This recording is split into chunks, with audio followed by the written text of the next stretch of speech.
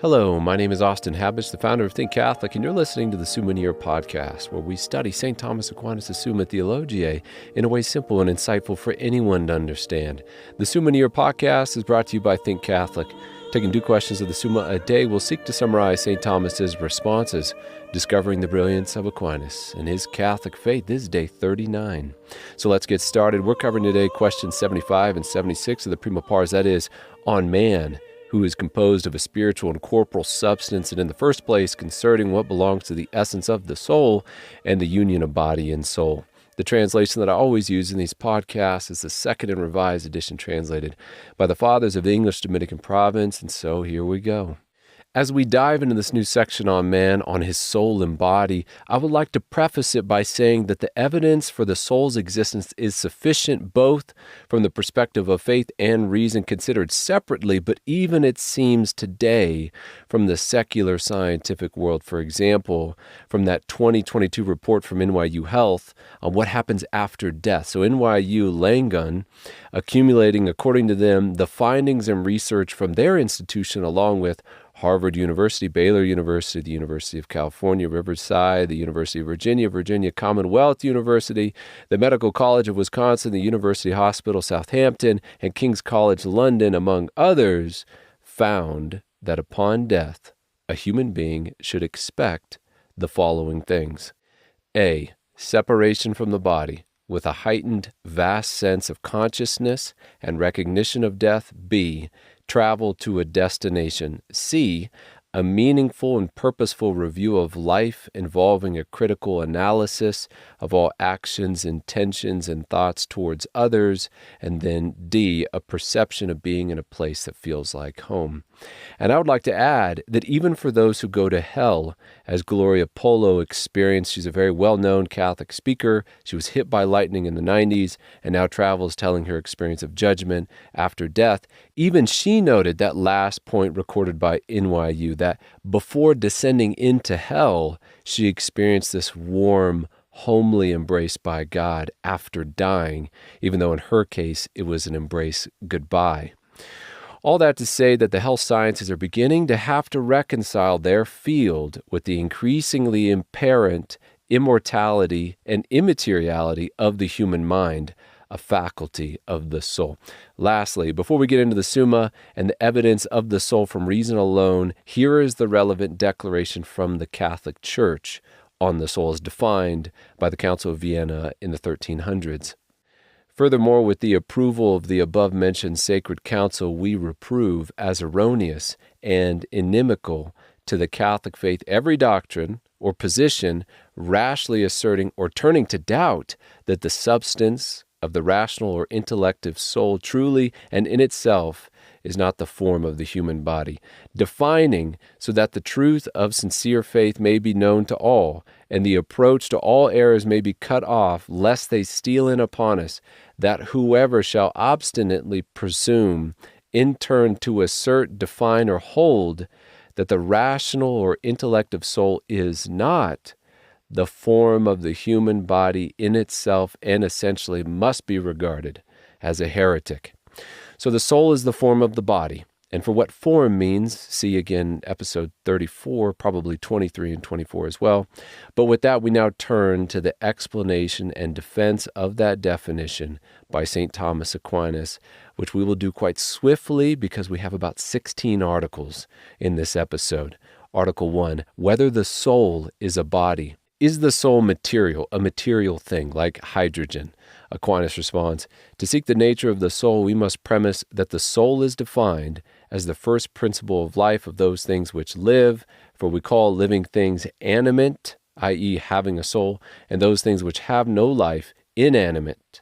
Now life is shown principally by 2 actions, knowledge and movement. And then it goes on to say that because material things are not necessarily alive, we must look for a cause for why some are, which is what we mean by the soul, an act or actuality to be found in certain material bodies, and therefore cannot be a material thing existing in itself or a material thing existing by itself. We should also take note of this definition of the soul being used here, the first principle of life of those things which live. Now, this is a much broader notion of the word soul, which Aquinas uses and Aristotle used as well, if this is the definition of the soul, most generally speaking, then one could say plants have a soul or animals have a soul. Again, the soul meaning the form of a thing having self-motion, moving itself, potentially. Now, this very broad definition of the soul is one which we don't really use on a day-to-day basis. What we normally mean by the soul in everyday conversations is that incorruptible intellectual form of the human body. But Aquinas uses this broader definition of the soul, which is why we encounter it in this article. Article 2, whether the human soul is something subsistent. Subsistent meaning, does it exist in itself, like an angel is subsistent? Now, it's worth quoting Aquinas' response at length here because of just how famous this article is before we explain it. St. Thomas says, it must necessarily be allowed that the principle of intellectual operation, which we call the soul, is a principle both incorporeal and subsistent. For it is clear that by means of the intellect man can have knowledge of all corporeal things. Therefore it is impossible for the intellectual principle to be a body. It is likewise impossible for it to understand by means of a bodily organ, since the determinate nature of that organ would impede knowledge of all bodies. Therefore, the intellectual principle, which we call the mind or the intellect, has an operation in itself apart from the body. Now, only that which subsists can have an operation in itself. In summary, the human soul must exist in itself because it has an activity in itself, one that is not found in the body. That is intellection, understanding, a thoroughly immaterial activity. Now, how does Aquinas prove that? He says, man knows not just particulars, but the general essence of things. As an example, think about justice. What shape is justice? What color is it? What is its length, its width? Because if it is a material thing, it must have some particular size and shape, but it doesn't. Justice, the general concept, which you and I know, which is real enough for the state to sentence men to death by fair trial on account of, real enough to make us feel angry or guilty instantly, is manifestly not a particular material thing. And for us to know it, to think about it, to act based upon it, it must be in some way in us, but cannot merely be in the brain because the brain is material. And again, this concept of justice is not a particular material thing, but an immaterial, general, abstract concept. Therefore, the immaterial aspect of us that can hold and entertain immaterial concepts such as justice is what we mean by the intellect, a capacity of the intellectual soul. Now that can be a lot, and it may take time to sink in. The problem is these truths like the existence of God, the immateriality of the soul are so close and obvious in one way that in another way they are almost imperceptible, kind of like trying to see your own nose. It's so close and apparent that it's almost invisible or difficult to be seen. Article 3, whether the souls of brute animals are subsistent.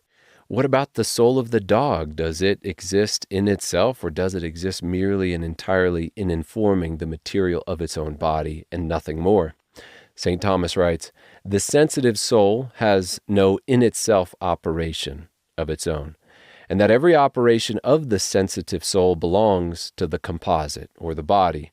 Wherefore we conclude that as the souls of brute animals have no in itself operations, they are not subsistent. Everything the dog does involves and is reliant upon the body.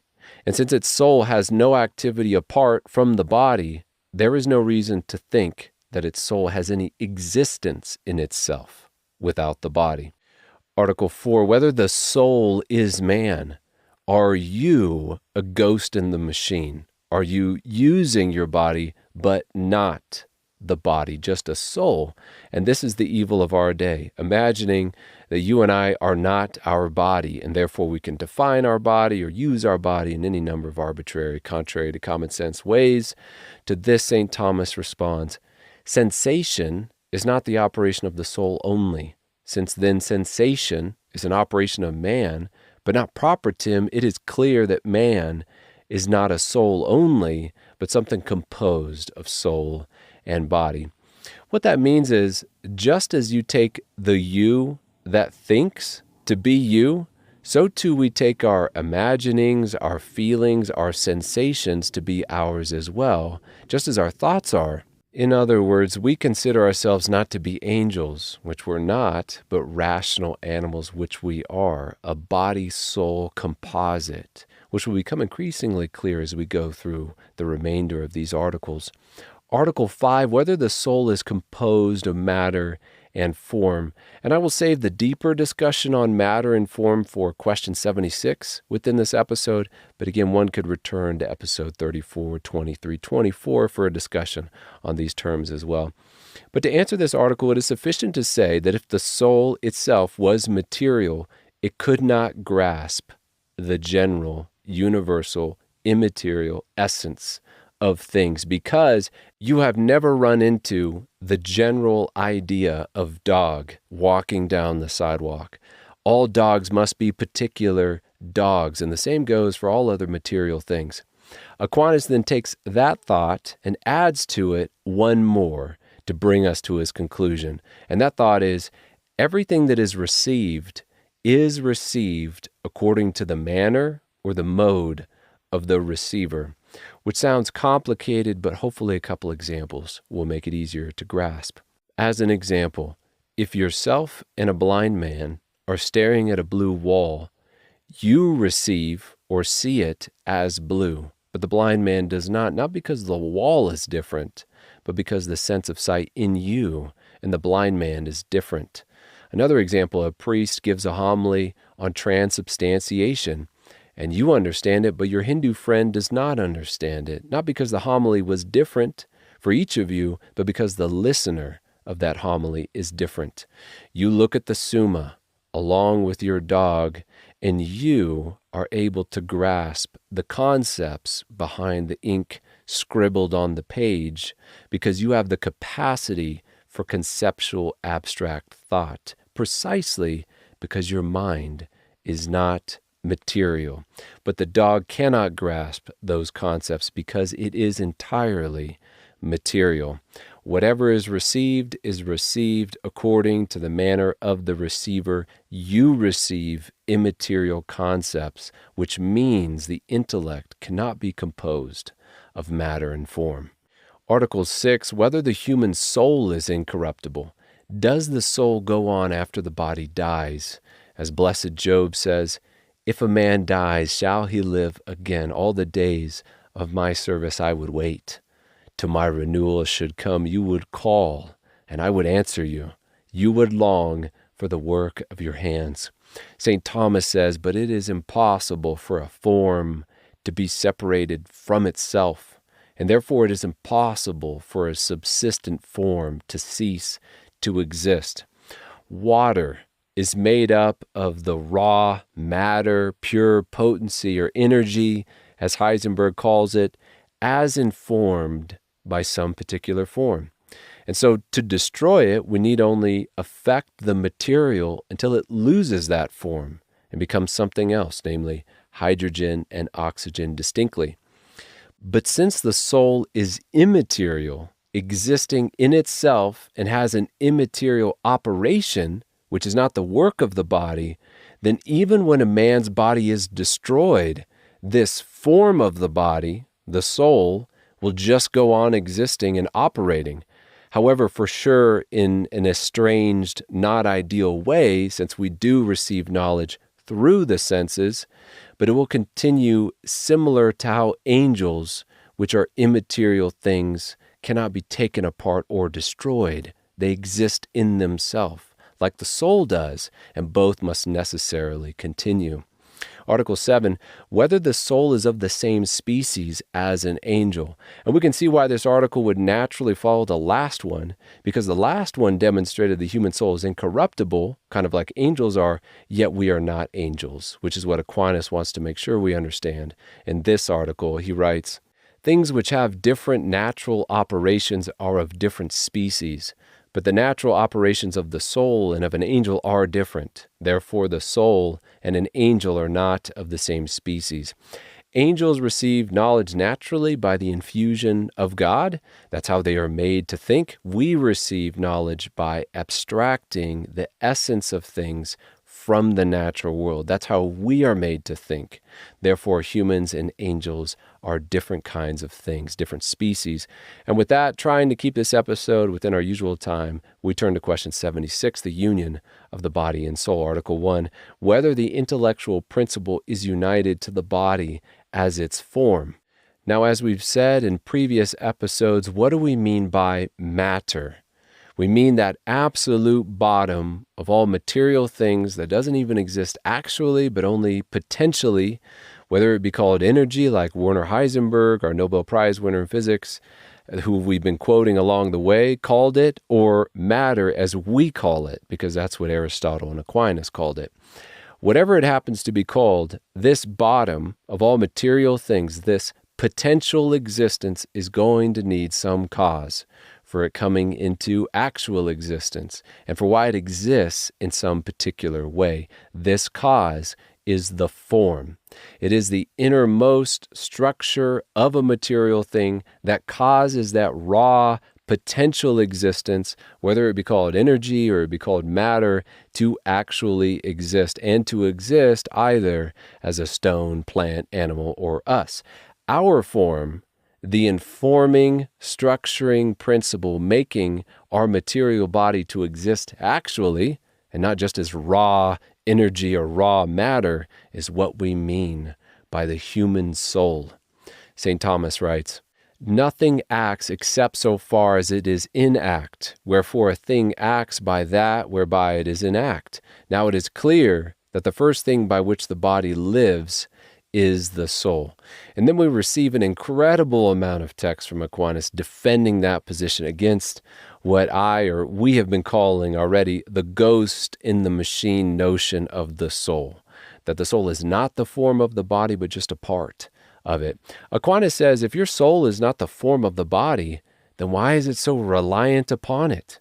If someone gets hit on the head long enough, their understanding just doesn't work as well as it did before. How is it that thought is hampered without the senses, both external like sight or internal like the imagination, if the soul was not the form of the body? Why is it that you call that person in the mirror by your own name if the body is not you as your soul is you? Lastly, how could you be called human, a rational animal, if both the body and the soul were not co-principles of you, the matter and the form, which together make you what you are? Article 2, whether the intellectual principle is multiplied according to the number of bodies. Is there a distinct soul informing every distinct human person's body? Aquinas says yes, and shows that the contrary cannot be true. So, for example, my own act of understanding and my own willing various things is clearly not the same as every other human being on this planet's thoughts and choices. Your thoughts and choices are different than mine. That's pretty clear. And that's because your soul, the form of your body, is your own. You have your own soul, your own particular body, with your own distinct thoughts and choices. Therefore, yes, you must have your very own soul, as well as everybody else, corresponding to their very own body. Article 3, whether besides the intellectual soul there are in man other souls, essentially different from one another. Now, this article follows from the definition of the soul given by Aristotle, which we've already seen, the act of a body having life potentially.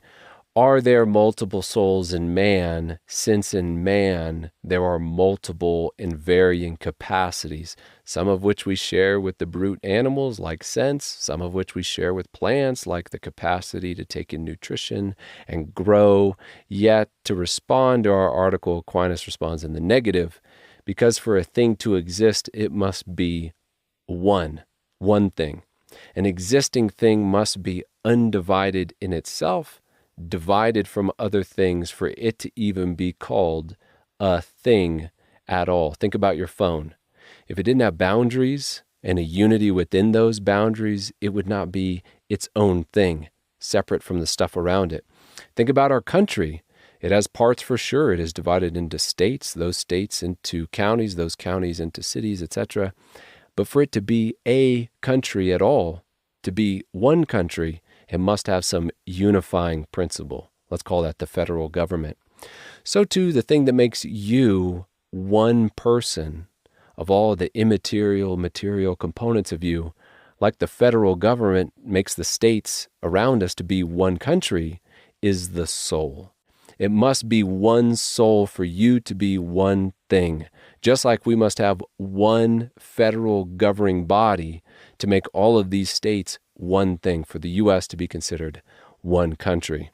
Article 4, whether in man there is another form besides the intellectual soul. For time's sake, there is in you that most fundamental structuring principle, making you to exist and to exist in a particular way as a human, but there are also other things in you, making you to know English, to be courageous, to be of a certain height and width, etc.